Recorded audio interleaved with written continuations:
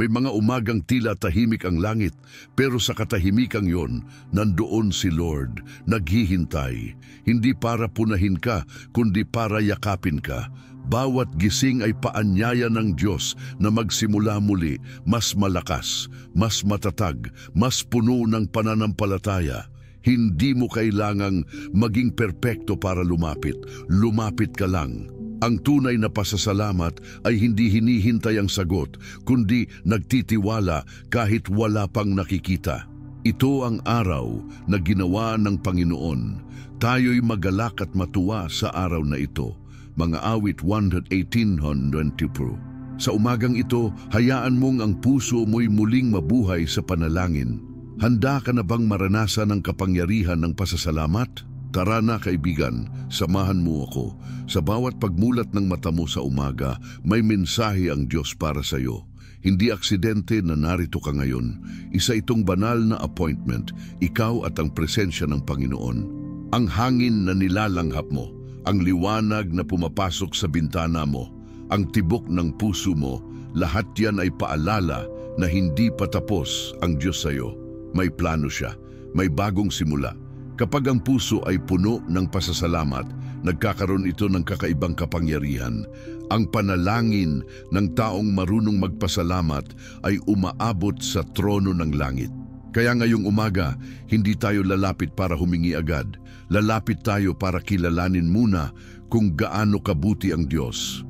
Ang sabi sa 1 Thessalonica 5:6-18, magalak kayong lagi, manalangin kayong walang patid, magpasalamat kayo sa lahat ng bagay sapagkat ito ang kalooban ng Diyos para sa inyo kay Kristo Jesus.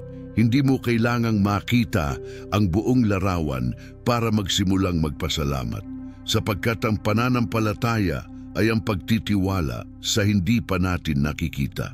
Ngayong umagang ito, hayaan mong ibukas natin ang ating puso. Walang takot, walang alinlangan. Sabihin mo sa Diyos, Panginoon, narito ako. Turuan mo akong makita ang kabutihan mo sa bawat sandali. Isulat mo sa comments, salamat Panginoon sa bagong simula. At kung hindi ka pa nakasubscribe, pindutin mo na ang boton. May mga salita pa ang Diyos para sa iyo. Ngayon, pumasok tayo sa presensya niya. Tahimikin mo ang puso mo. Ihanda natin ang ating sarili sa isang makapangyarihang panalangin. Handa na ba ang puso mo? Ngayon, tahimik mong hayaang bumaba ang presensya ng Diyos sa bawat hininga mo. Damhin ang init ng kanyang pag-ibig tulad ng unang sinag ng araw na humahaplos sa mukha mo. Sa panahong ito ng panalangin ng umaga, tayo'y magsasama sa isang malalim na paglapit sa Kanya, sa isang tunay na direksyon ng Diyos na susi sa ating pasasalamat. Una, pumikit ka. Hayaang mapawi ang mga ingay sa paligid. Hayaang humupa ang alalahanin. Sabihin sa Diyos ng may pananalig, Panginoon, narito ako. Gamitin mo ang aking bibig.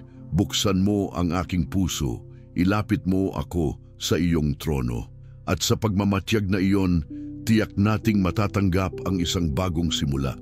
Magalak kayong lagi, manalangin kayong walang patid, magpasalamat kayo sa lahat ng bagay sapagkat ito ang kalooban ng Diyos para sa inyo kay Kristo Jesus. 1 Thessalonica 5:16-18. Ito ang paalaala, ang pasasalamat ay hindi lamang damdamin. Ito ay isang pahayag ng pananampalataya, isang forma ng panalangin ng umaga na magbubukas sa atin sa sumpa at sa pagpapala na inihanda para sa atin. Ngayong sandali, hayaan mong lumutang sa isip mo ang tatlong bagay. Una, ang ikaw na gumising ngayong araw. Pangalawa, ang regalo ng buhay na binigay niya sa bawat hininga. At pangatlo, ang pangako niya na kasama ka siya sa bawat hakbang mo.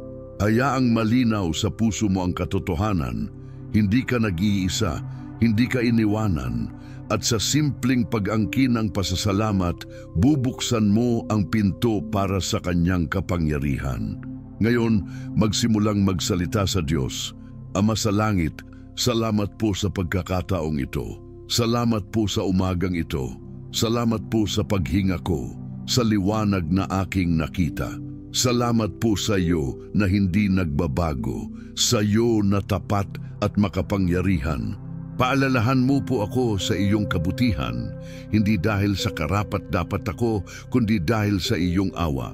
Ituro mo po sa akin kung paano maging mapagpasalamat sa bawat pagkakataon, sa bawat kalakip ng hamon at bawat paalala ng biyaya. Hayaang ang mga salitang ito ay maging malambot na dagok sa pintuan ng langit. Hayaang pumasok ang panalangin ng umaga bilang isang tukso sa kabanalan, bilang isang pagkakataon ng pakikipag-ugnayan sa Diyos na Ama. Habang nakaupo ka sa presensya niya, ipikit mo ang mga mata ng ilang saglit at isipin, anong biyaya ang una mong natanggap ngayong umaga? Anong saglit ang nagpabago sa iyong sikmura, sa simpleng paghinga, sa pagdampi ng hangin? Itala sa isip mo iyon at buksan ang bibig mo sa isang tahimik na salamat at saka tuloy-tuloy mo sa panalangin, Panginoon, ang puso ko ay binubuksan ko sa iyo. Kunin mo po ang lahat ng aking alalahanin, aking takot, aking pag-aalinlangan. Palitan mo po ng pagbabago ng pagtingin upang makita ko ang iyong mga gawa sa araw-araw, upang makita ko ang iyong mga pangako sa bawat hiling na hindi pa nakaayos, sa mga istoryang hindi pa kumpleto. Gamitin mo po ang pasasalamat ko bilang tulay mula sa aking makikita patungo sa iyong hindi makita. Gamitin mo po ang panalangin ng umaga na ito bilang sandigan ng aking pananampalataya. Hindi natin kailangan makita agad ang tugon para magsimula na tayong magpasalamat. Sapagkat sabi sa Filipos 4:3, lahat ng bagay ay aking magagawa sa pamamagitan niya na nagpapalakas sa akin. Ang pasasalamat ay isang paraan ng pag-angkin sa kapangyarihan ng Diyos. At sa oras na iyon, ang panalangin ng umaga ay nagiging bukas na pintuan para sa kanyang promesa ng Diyos na gumalaw sa ating buhay. Habang nakikinig ka ngayon, nararamdaman mo ba ang mga ito sa loob ng puso mo, ang banayad na yes ng Diyos na nagsisimulang kumilos? Marahil medyo mahina pa, ngunit lalakas lang yan habang patuloy mong ipayag ang iyong salita. Maraming salamat, Panginoon. Tahan-tahan mo ang isip mo sa ideya na kahit sa simpleng pagbangon mo ngayong araw, isa kang saksi sa kapangyarihan niya. Ang bawat hininga mo ay paalala na ang Diyos ay gumagalaw, hindi sa nakaraan lang, kundi narito ngayon, sa umagang ito at sa buong habang ng iyong buhay. Samahan mo ako sa isang tahimik na paghingi. Panginoon, gamitin mo po ang aking buhay bilang salamin ng iyong kabutihan. Gawin mo po akong daluyan ng iyong biyaya sa taong makakasalubong ko ngayon. At habang ginagawa mo ito, maaari mong isigaw sa puso mo, salamat Panginoon dahil kasama kita. Ngayon aking kaibigan, ang panahong ito ng panalangin ng umaga ay hindi lamang isang sandali. Ito ay isang hakbang sa direksyon ng Diyos para sa isang bagong pagsagip, isang pangakong mangyayari sa iyong buhay. Hindi pa rito nagtatapos ang kwento. Bagkus, ngayon ay papasok tayo sa pinakamalalim na ladlang ng panalangin, kung saan ang iyong boses ay magiging tugon sa Diyos at ang kanyang tugon ay magsisimulang dumugo sa iyong espiritu. I-type mo sa komento ng may pananampalataya, narito ako, Ama, gawin mo ang nais mo sa akin. At kung hindi ka pa nakasubscribe, ngayon ang tamang oras gawin ito. Tila kang lumutang sa hangin ng pag-asa sa sandaling ito. Naririnig mo ba ang banayad na bulong sa puso mo na nagsasabing hindi ka pinabayaan? Ang kwentong susunod, isang makapangyarihang paalala, ay para sa iyo. Sa araw na ito, tayo'y tutungo sa isang bahagi sa Biblia at nangyari na samantalang sila'y napapatungo sa Jerusalem na siya'y nagdaraan sa mga hangganan ng Samaria at Galilea. 10 lalaking may ketong ang sumigaw sa Panginoong Hesus, Guro, maawa ka sa amin. Sila'y nakatayo sa malayo, nangingailangan, humihiling, at tinawag nila ang kanyang pangalan. Isa itong larawan ng ating buhay ngayon. May pangangailangan, may hinaing, ngunit may buhay na umaasa sa direksyon ng Diyos. Ang Diyos ay hindi lamang nag-respond sa ating mga sigaw. Siya ay naghihintay sa puso ng tunay na pasasalamat. At nang maramdaman ng isa sa kanila ang kapangyarihan niya, namulat siya. At isa sa kanila, nang makita niyang siya'y gumaling, ay nagbalik na niluwalhati ang Diyos ng malakas na tinig. Iyan ang larawan ng pasasalamat na nagbubukas ng himala. Ipinakita ni Jesus, hindi baga 10 ang nagsilinis, datapuat saan nangaroon ng 9, at sa kanya, magtindig ka at yumaon ka sa iyong lakad, pinagaling ka ng iyong pananampalataya. Ngayon, tanungin mo ang sarili mo, sa kalmadong sandali ng umagang ito, ilan sa mga biyayang natanggap mo ang na-acknowledge mo? Ilan ang iyong pinasalamatan sa Diyos ng buo ang puso? Ang kwentong ito ay hindi lamang lumang kasaysayan. Ito ay isang salamin para sa iyong kontemporaryong paglalakbay sa panalangin ng umaga at sa paglinang ng pasasalamat. Sapagkat kapag tumigil ka sa pagtingin lamang sa sagot at sinimulan mong makita ang biyaya sa proseso, sa bawat araw, sa bawat hininga, magbabago ang laro. Isipin mo, ang taong hindi nagbalik para magpasalamat, bumalik ba nga man o hindi, nakita pa rin niya ang himala. Ngunit ang bumalik, nakatanggap ng higit pa. Iyon ang tiyak na tinutukoy ng ating Diyos sa ngayon para sa iyo. Higit pa sa paglilinis, mayroon pang itinatangi para sa puso mo na naglalaan ng pasasalamat bilang unang tugon. At isang mahalagang totoo, ang pasasalamat ay hindi lang isang reflekso ng nakitang biyaya, ito ay isang panata sa puso. Ito ay isang salita ng pananampalataya, isang deklarasyon na ang promesa ng Diyos ay totoo kahit hindi pa nakikita. Ngayon, halina't isawsaw mo ang sarili mo sa imahe. Ikaw ay katulad ng isa sa mga lalaking iyon. May pangangailangan, may sigaw, naghihintay sa isang himala. Ngunit higit pa rito, ikaw ay tinawag pabalik para magpasalamat. Para kilalanin na ang direksyon ng Diyos ay hindi lamang para sa mga matatapos na kwento, kundi para sa mga puso na nagigising ngayong umaga at mumurahing magsabi ng, "Salamat, Panginoon."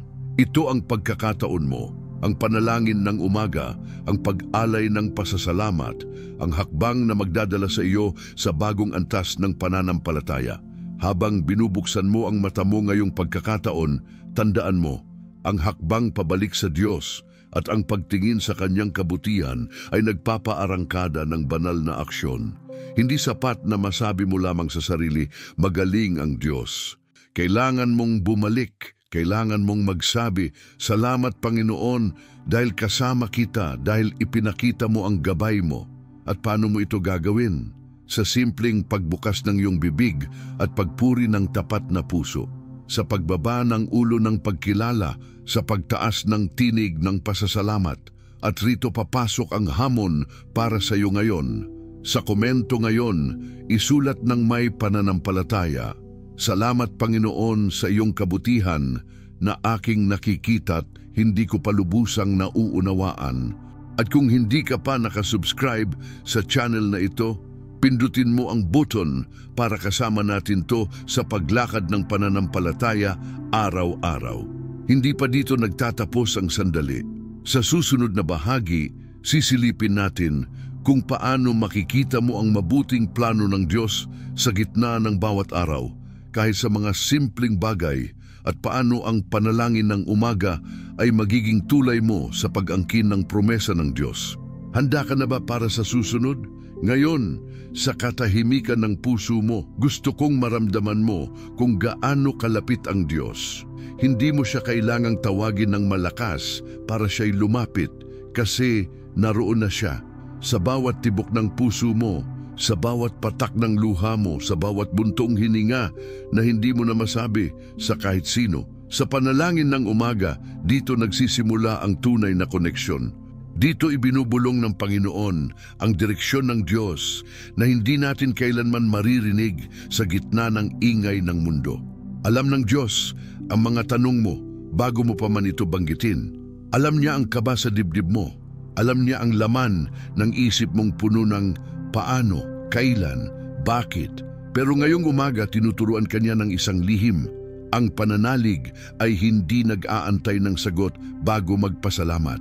Ang taong may pananampalataya ay marunong magpasalamat kahit hindi pa niya nakikita ang sagot. Sapagkat ang puso na marunong magpasalamat ay pusong handang tumanggap. Kapatid, hindi lahat ng pagpapala ay malalaki, hindi lahat ay dramatiko. Minsan, ang tunay na biyaya ay yung tahimik pero totoo, yung gising ka pa, yung may lakas ka pa, yung kahit pagod, may panibagong araw na naman. Yan ang paalala ng Diyos sa atin, ang bawat araw ay pag-asa. Kaya ang tanong ko, paano mo sinasalubong ang umaga mo? May pag-angal ba o may pasasalamat? Isang sikreto ng mga taong matibay ang pananampalataya ay ito. Nagpapasalamat sila kahit wala pang sagot. Nakatingin sila hindi sa sitwasyon, kundi sa Diyos na may hawak ng lahat. Nakatingin sila sa promesa ng Diyos at hindi sa problema. Kaya ngayong umaga, ito ang hiling ng Diyos. Huwag kang titingin sa kakulangan. Tumingin ka sa Kanya. Ang sabi sa Salmo 124, magsipasok kayo sa kaniyang mga pintuang daan na may pagpapasalamat at sa kaniyang mga looban na may pagpupuri. Kayo'y mangagpasalamat sa Kaniya at purihin ninyo ang Kaniyang pangalan. Hindi sinabing maghintay muna ng sagot bago pumasok. Hindi sinabing magpasalamat lang kung may biyaya. Ang sabi, pumasok ka na agad na may pasasalamat. Ang pasasalamat ay hindi emosyon lang. Ito ay desisyon. Araw-araw may pagkakataon kang magreklamo o magpasalamat. At sa bawat panalangin ng umaga, tinuturuan ka ng Diyos kung ano ang pipiliin. Sa bawat umagang ikaw ay muling binuhay, hindi lang basta-basta. Dahil may layunin ang Diyos sa buhay mo, may dahilan kung bakit hindi pa niya tinatapos ang kwento mo. Pakinggan mo to, kapatid, hindi mo kailangang maramdaman lahat para paniwalaan ang plano ng Diyos. Minsan, ang pananampalataya ay pagtanggap na kahit hindi mo naiintindihan, ikaw ay nagpapasalamat. Hindi dahil perpekto ang paligid mo, kundi dahil alam mong kasama mo siya. Ilagay mo ngayon sa puso mo, salamat Panginoon, kahit hindi ko pa nakikita, naniniwala na ako. Iyan ang panalangin ng matatag, iyan ang panalangin ng umaasa, at iyan ang panalangin na kinikilala ng langit. Alam mo ba kung anong nangyayari kapag nagsimula kang magpasalamat araw-araw? Nababago ang pananaw mo. Hindi na problema ang unang nakikita mo, kundi ang presensya ng Diyos. Hindi ka nauna sa reklamo, kundi sa panalangin. Nagkakaroon ka ng kapayapaan, yung kapayapaang hindi kayang ibigay ng mundo. At sa gitna ng kahit anong sitwasyon, alam mong may Diyos na kumikilos sa likod ng lahat. Kaya kapatid, simula ngayong araw, gawin nating ugali ang pasasalamat. Bago ka pa man bumangon, bago ka pa man kumain, bago ka humiling, magpasalamat ka muna. Kahit isa, kahit dalawang bagay. Kahit salamat Panginoon dahil gumising ako. Kahit salamat Panginoon dahil hindi mo ako iniwan. Dahil sa maliit mong pasasalamat, nagbubukas ang langit para sa mas malaking biyaya. Isipin mong parang pintuan ng puso at ang pasasalamat ay ang susi. Ang bawat thank you Lord ay hindi lang salita.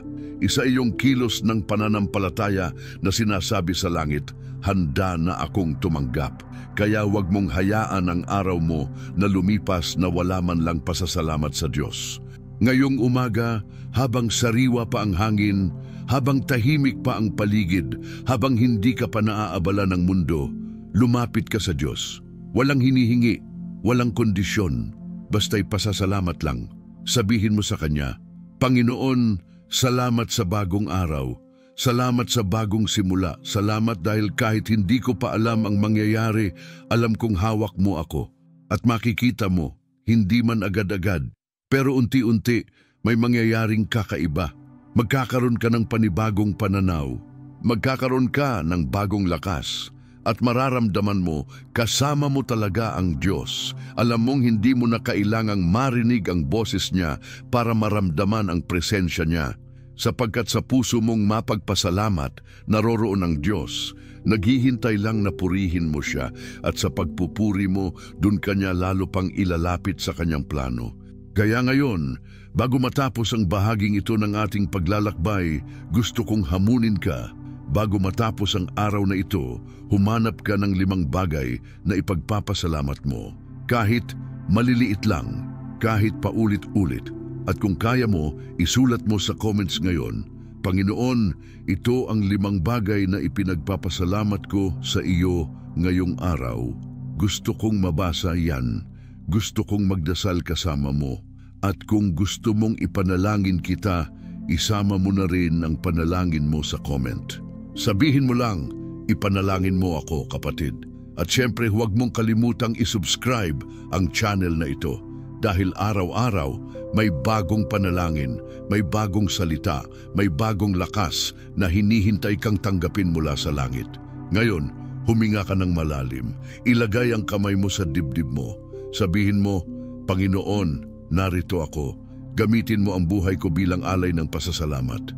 Dahil sa susunod na bahagi, pag-uusapan natin kung paano ang pasasalamat ay hindi lang nagdadala ng kapayapaan, kundi nagiging daan sa tagumpay, sa direksyon at sa mga himalang matagal mo nang hinihintay.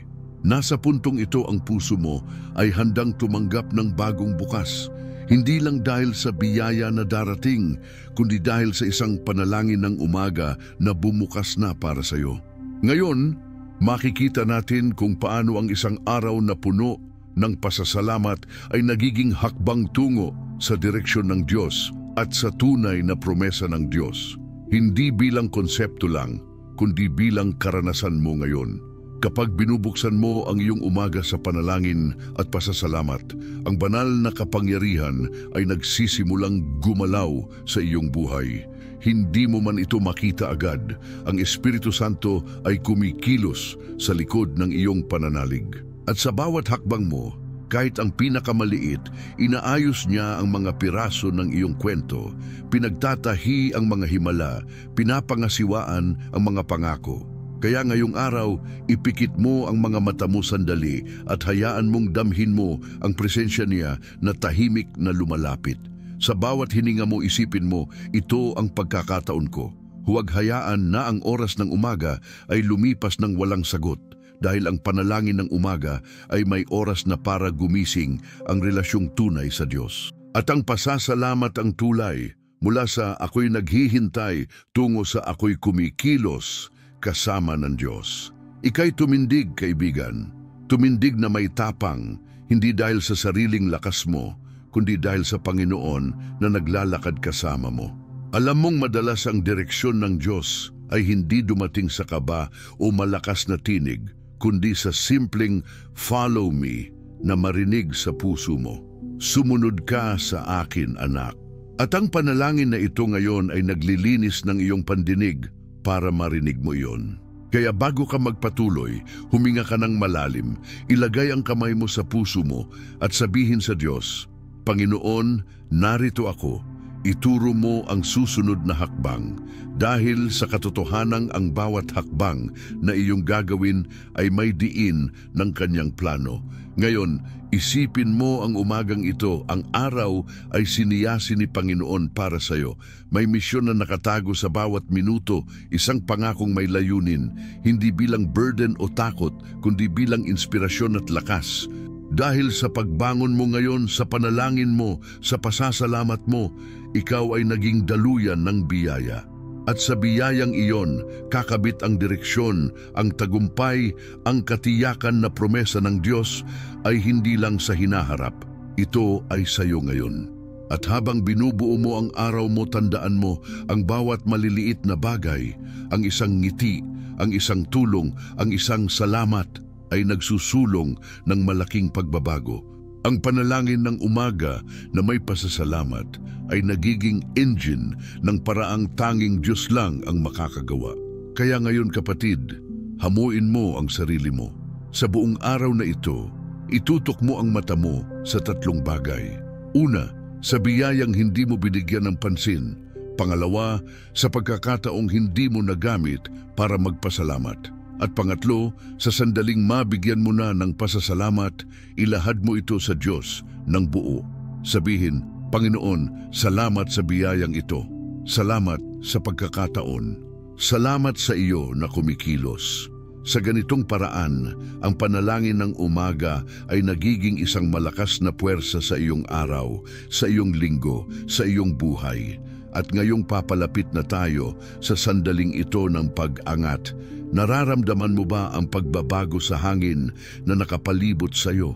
Ang paggalaw ng Espiritu, ang paalaala na ang Diyos ay may balak at ang balak na iyon ay mabuti. Huwag mong hayaang lumipas ang umaga na iyon lang ang tiningnan mo. Tumuloy ka pa, lumalim ka pa, at hayaang ang direksyon ng Diyos ay maging malinaw sa pamamagitan ng iyong panalangin ng umaga na may puso ng pasasalamat. Sa buwan ng iyong buhay, sa taon ng iyong kwento, sa araw ng iyong paggising, ang bawat hakbang ay may kahulugan. At sa huling bahagi ng paglalakbay na ito, makikita natin kung paano ang pasasalamat ay nagiging tulay para sa mga susunod na himala, para sa mga pangakong matagal mong hinihintay, hindi dahil sa sarili mo, kundi dahil sa Diyos na kasama mo sa bawat yugto. Kung nakarelate ka sa mensaheng ito, isulat mo sa comments, Panginoon, ginising mo ako para sa iyong layunin. Salamat. At kung nais mong ipanalangin kita, sabihin mo lang, madasal kita kapatid.